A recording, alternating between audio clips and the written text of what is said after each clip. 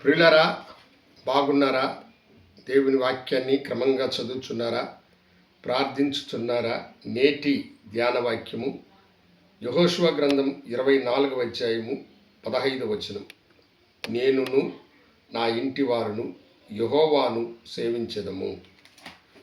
భక్తుడైనటువంటి యెహోషువ చెప్పుచున్న మాట ఇది. ఇశ్రాయేలు ప్రజలను ఐగుప్తు యొక్క బానిసత్వం నుండి మోషే విడిపించిన తర్వాత యెహోషువ యొక్క నాయకత్వంలో వారు వాగ్దాన భూమిలో విజయవంతముగా ప్రవేశించినారు. వారందరినీ వాగ్దాన భూమిలో ప్రవేశపెట్టిన తర్వాత వారి ఎదుట నిలబడినటువంటి యెహోషువ ఆ ప్రజలను చూసి, ఇదిగో మీ పితరులు నది అద్దరిన ఉన్న దేవతలను సేవించారు. మీరు ఎవరిని సేవించెదరో అది నాకు తెలియదు, కానీ నేను నా ఇంటి వారును యెహోవానే సేవించెదము అని ఆయన చెప్పాడు. ఆ మాటకు లోబడిన ప్రజలందరూ మేము కూడా యెహోవానే సేవించెదము అని ముక్తకంఠముతో చెప్పారు. ఇది ఒక ఛాలెంజ్కరమైనటువంటి మాట. ఎందుకంటే ఇశ్రాయేలు ప్రజలను తమ జీవితంలో అనేక సార్లు త్రోవ తప్పిన వారై జీవము కలిగిన దేవుణ్ణి విడిచి జీవము లేనటువంటి విగ్రహాల వైపు తమ మనసులను తిప్పుకున్నటువంటి వారై ఎన్నో వేదనలను వారు అనుభవించినారు.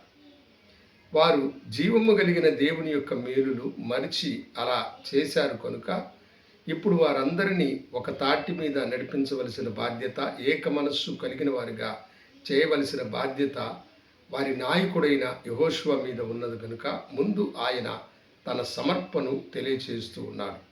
అవును దేవుని బిడ్డలారా, ఈ లోకములో మనము పాపులముగా ఉన్నప్పుడు, పాపులముగా పుట్టినప్పుడు, పాపులముగా జీవించుతున్నప్పుడు మనలను ప్రేమించి ప్రభువైన యేసుక్రీస్తు వారు ఈ లోకానికి వచ్చి మనందరి కొరకై తన విలువైన ప్రాణమునిచ్చి తన అతి విలువైన తన స్వరక్తమును దారపోచి మనలను రక్షించిన గొప్ప దేవుడు.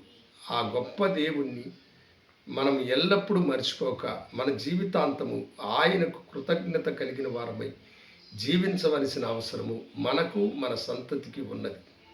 దేవుడు మన సంతతి అంతటికి ఆ రక్షణ భాగ్యము అనుగ్రహించినట్లుగా, వెంబడించినట్లుగా, తరతరములు మన సంతతి ప్రభువులో ఆశీర్వదించబడినట్లుగా మీ జీవితంలో ఎన్ని కష్టాలు, బాధలు, వేదనలు, సుఖదుఖములు వచ్చినా ప్రభువుని మరొక ఆయననే సేవించండి, గొప్ప దీవెనలు మీరు పొందుకుంటారు.